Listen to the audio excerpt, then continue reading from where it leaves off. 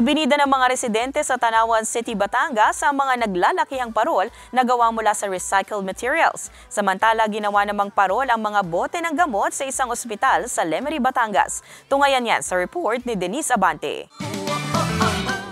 Pinagsama-samang lumang CD, mga plastic bottles, mga banig at walis ang ilan lamang sa mga recycled materials na ginawang palamuting pampasko na i-display sa bawat arko ng mga sityo sa Barangay Ambulong, Tanawan City sa Batangas. Ramdam na rin ang kapaskuhan sa lugar nang sumayaw sa iba't ibang saliw ng himig pampasko ang ilang mga kabataan upang mangaroling. May nag-ala Santa Claus din na sumayaw at namigay ng regalo. Ayon sa pamunuan ng barangay, layo ng mga residente na mabawasan ang basura sa lugar sa pamamagitan ng paggawa ng mga parol na mula sa mga patapong bagay. Pinag-uusapan na rin daw kung anong pakulo naman ang kanilang magiging tema sa susunod na taon.